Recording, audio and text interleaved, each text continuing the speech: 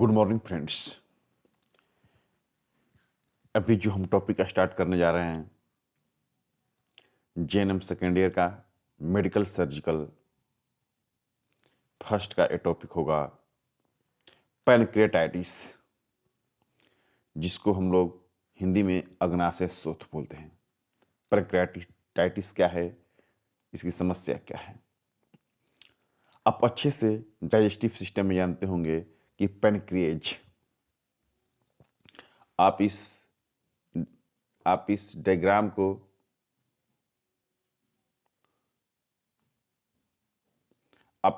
को गौर से देख लीजिए। यही पैनक्रियाज है, यही पैनक्रियाज है, इसको हम लोग पैनक्रियाज बोलते हैं।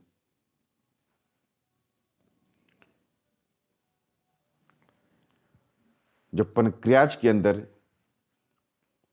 जब कोई विशेष प्रॉब्लम आ जाता है तो उसको हम लोग पैनक्रियाटाइटिस बोलते हैं।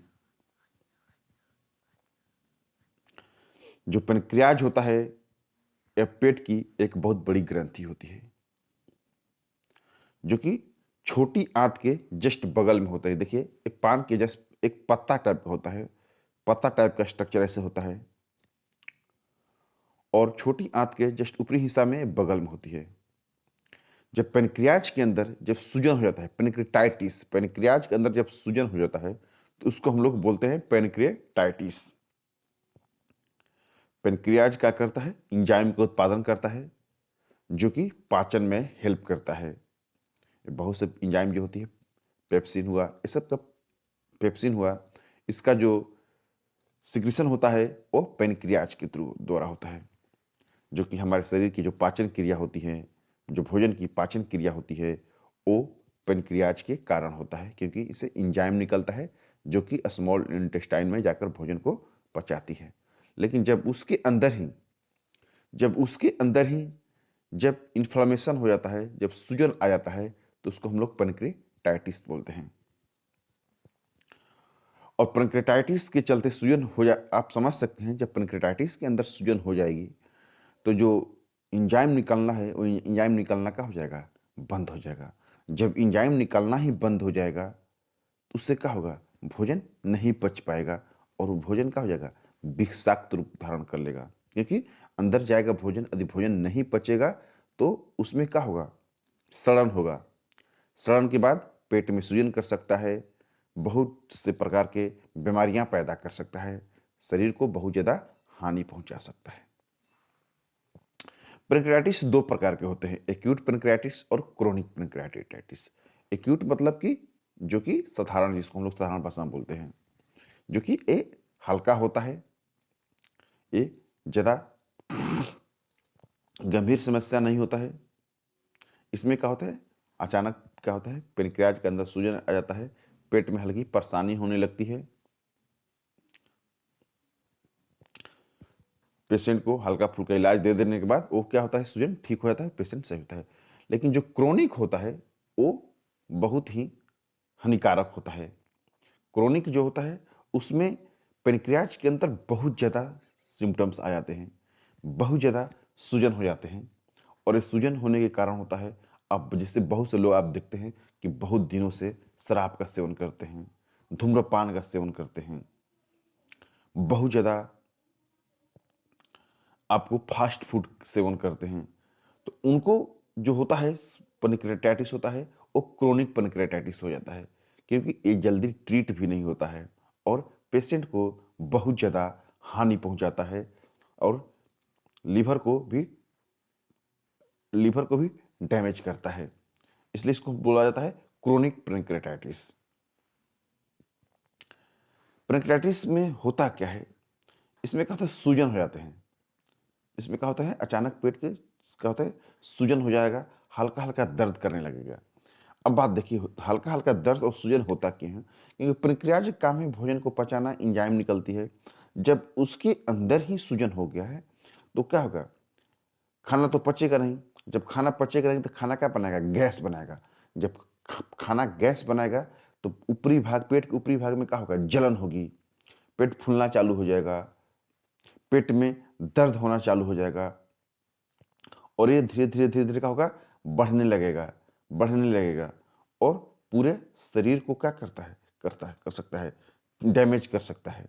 पूरे जैसे पेनक्रियाज के साथ साथ स्मॉल इंटेस्टाइन है, लीवर है, उन सब पर उसका प्रभाव आना चालू हो जाएगा। क्योंकि आपको अच्छे से मालूम है कि जो डाइजेस्टिव सिस्टम है उसका स्पेशली काम क्या है, खाना को पचाना और अवशोषण करना। और उसमें खाना के पचाने में पेनक्रियाज का बहुत ज़्यादा रोल होता है। जब वही काम प्रॉपर तौर पर नहीं करेगा तो क्या होगा, आपको शरीर में गैस बनना, सूजन आना, ये सब स्टार्ट हो जाएगी, दर्द होना स्टार्ट हो जाएगी। इसमें आपको क्या होगा, पहले आपको पेट के अंदर दर्द होगा, गैस बहुत ज़्यादा मात्रा में बनेगा, उल्टी आएगी, खाना खाने के बाद दर्द और बढ़ जाएगा। क्योंकि खाना खाने के बाद दर्द बढ़ने के पीछे कारण है कि खाना तो पच नहीं रहा है, आपको भूख भी नहीं लगने देगा, आपको हमेशा पेट में गैस बनेगा, पेट छूने पर दर्द करने लगेगा, आपको कमजोरी, जैसे अब खाना 2 दिन से 4 दिन से नहीं खाइएगा तो धीरे धीरे क्या होगा, आपके अंदर कमजोरी आना भी स्टार्ट हो जाएगा। आप हमेशा क्या रहिएगा, सुस्त रहने लगिएगा। इसके कारण क्या होता है, पेनक्रियाटाइटिस के कारण क्या होता है, पेनक्रियाटाइटिस के कारण आप शराब का बहुत ज़्यादा सेवन करते हैं, धूम्रपान का बहुत ज़्यादा सेवन करते हैं, आप कुछ ऐसी दवाई खा रहे हैं जो कि लीवर को डैमेज कर रहा है, पित्ताशय के अंदर, पेनक्रियाज के अंदर पथरी हो जाता है, पथरी हो जाता है, तो उसके चलते भी आपको क्या होता है, पेनक्रियाज के अंदर क्या होता है, सूजन हो जाता है, इन्फेक्शन हो जाता हो, पेनक्रियाज में क्या होता हो, इन्फेक्शन हो जाता हो, इन्फेक्शन के चलते भी पेनक्रियाटाइटिस हो जाती है, सूजन आ जाती है। या कभी चोट लग गया हो, या खाना खाने में आपको, जैसे मैंने कहा बोला, बहुत से लोग फास्ट फूड का सेवन करते हैं, तो फास्ट फूड क्या करता है, फास्ट फूड जल्दी पचता उचता नहीं है।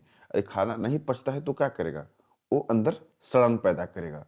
जो खाना ढंग से नहीं पच पाएगा, अंदर क्या करेगा, सड़न पैदा करेगा, सड़न पैदा करने से गैस बनाएगा, और गैस बनाने से क्या होगा, पेनक्रियाटाइटिस के अंदर क्या करेगा, वो सूजन कर देगा, उसको डैमेज करना चालू कर देगा।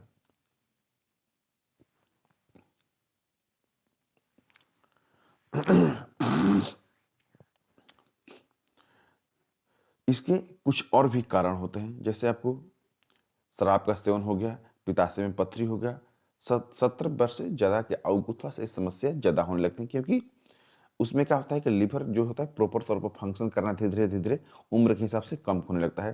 जैसे पेट में सर्जरी हुआ हो, पेट में सर्जरी के चलते भी आपको अच्छा से सर्जरी नहीं हो पाएगा, तो उससे भी क्या होता है, पेनक्रियाटाइटिस हो सकता है। अब बहुत ज़्यादा धूम्रपान करते हैं तो उसका प्रभाव क्या होगा, आपको लीवर पर पड़ेगा, पेनक्रियाज पर पड़ेगा, जिसको पेनक्रियाटाइटिस हो सकता है। रक्त में कैल्शियम का उच्च स्तर होने से भी, हाइपरथायराइडिज्म होने से भी आपको पेनक्रियाटाइटिस होने का समस्या रहता है। और हाई कोलेस्ट्रॉल, जैसे बहुत से लोग हैं बहुत ज़्यादा मात्रा में कोलेस्ट्रॉल ज़्यादा लेते हैं, तो आप जानते हैं कि जो फैट होता है उसको पचाना थोड़ा सा टफ काम होता है। उससे क्या होगा, फैट नहीं सही तौर पर डाइजेस्ट हो रहा है तो क्या होगा, अंदर फैट यदि सही तौर पर डाइजेस्ट नहीं होगा तो अंदर क्या होगा, वो अंदर अंदर आपको डिपॉजिट होना चालू हो जाएगा, जिसके चलते क्या होगा, गैस बनाएगा। आप अच्छे से जानते हैं कि जो व्यक्ति बहुत ज़्यादा मात्रा में फैटी चीज़ लेता है, तलीय पदार्थ सेवन करता है, उसको क्या होता है, उसको गैस की शिकायत बहुत ज़्यादा होता है। ऐसा क्यों होता है, ऐसा होने के पीछे कारण है कि उसका सही डाइजेशन पेट के अंदर नहीं होता है। पेट के अंदर क्या होता है कि पचाने की एक क्षमता है, पचाने की एक लिमिटेशन है। आप यदि बहुत ज़्यादा मात्रा में फैटी चीज़ को सेवन करेंगे तो वो सही ढंग से वो नहीं डाइजेस्ट कर पाएगा, और सही ढंग से यदि नहीं डाइजेस्ट करता है तो आपको गैस बनाएगा, और गैस बनाने से क्या होगा, जो भी लीवर के पार्ट है, जैसे पेनक्रियाज हुआ, छोटी आंत हुआ, बड़ी आंत हुआ, लीवर हुआ, इन सबको क्या करेगा, इनको उस सबको डैमेज करेगा, सबको प्रभावित करेगा। यदि पेट में कभी चोट लग गया हो तो उसके चलते भी पेनक्रियाज को समस्या होता है। इससे कैसे बचाया जाए, इसको बचाने का सबसे है,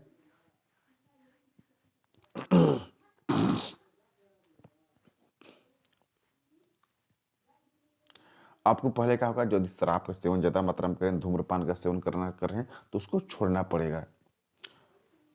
आपको जो फैटी पदार्थ, फैटी चीज़, जैसे बहुत लोग तलिए चीज़ खाते हैं, फैट बहुत ज़्यादा चीज़ चीज़ खाते हैं उसको कम करना पड़ेगा। आहार में आपको वैसे आहार लेना पड़ेगा जो कि इसलिए आसानी से पच जाए। जैसे आपको जितने भी हरा पत्तेदार साग सब्जियां हो, जो घर का अपना खान पान हो, उसको ज़्यादा प्रेफर करते हैं तो आपको पेनक्रेटाइटिस होने की संभावना कम रहेगी। आप वैसे दवाओं का भी सेवन न करें जो कि आपको लीवर को ज़्यादा क्षति करता हो। उससे भी क्या होता है, पेनक्रेटाइटिस हो सकता है, क्योंकि लीवर को क्षति करेगा तो लीवर प्रॉपर तौर पर फंक्शन नहीं करेगा। प्रॉपर तौर पर फंक्शन जब नहीं करेगा तो विभिन्न प्रकार की बीमारियां हो सकती है।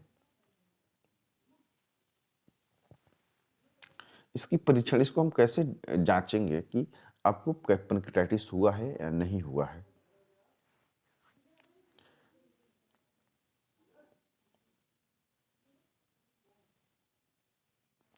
जांचने के लिए आपको पहले तो हम लोग ब्लड टेस्ट किया जाता है उसमें।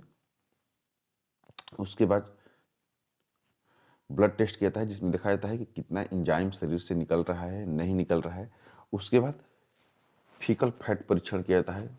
आपको मल में देखा जाता है कि कितना मात्रा में फैट शरीर में है। उसके बाद पेट का अल्ट्रासाउंड किया जाता है, सीटी स्कैन किया जाता है, इंडोस्कोपी किया जाता है, एमआरआई किया जाता है, जिससे आपको पता किया जाता है कि पेनक्रेटाइटिस किस कारण से हुआ है, इसके कारण के पीछे क्या है, शराब है, बहुत ज़्यादा मात्रा में फैट ले रहे हैं। इससे पता चल जाता है कि पेनक्रेटाइटिस का कारण है। आपको इन्फेक्शन पता चल जाता है, जिसको आपको जैसे टेस्टिंग होती है, ब्लड टेस्टिंग होती है, उससे पता चल जाता है कि इन्फेक्शन है या कुछ और कारण से आपको पेनक्रेटाइटिस हुआ है।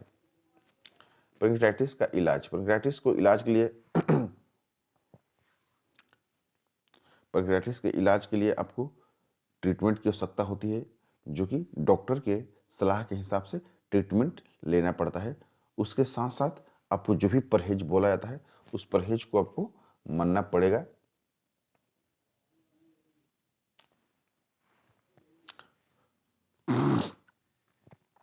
उसके बाद यदि पित्ताशय में यदि पथरी हो गया है तो उसको पथरी को ट्रीट किया जाता है। यदि पथरी नहीं सही हो पाता है तो उसको ऑपरेशन के थ्रू उसको निकाला जाता है। उसके बाद आपको ज़्यादा से ज़्यादा तरल पदार्थ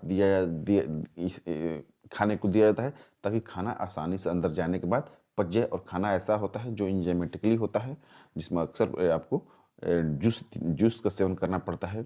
अक्सर लिक्विड पदार्थ को दिया जाता है ताकि आसानी से खाना पचे, ताकि पेशेंट को ज़्यादा परेशानी न हो और पेशेंट को ज़्यादा पचने में दिक्कत न हो। उसके बाद आपके दवाओं को देखा जाता है, किस टाइप की दवाएं ज़्यादा सेवन करते हैं, उससे शरीर पर क्या क्या हानि पहुँचते हैं। उन दवाओं को भी क्या किया जाता है, कम किया जाता है। आपको ऐसी दवाई दी जाती है ताकि आपको लीवर में बहुत ज़्यादा आपको क्षति न पहुंचाए। यदि पेशेंट को बहुत ज़्यादा फैटी चीज़ खा रहा है तो उसको फैटी चीज़ से क्या कहता है, उसको परहेज किया जाता है।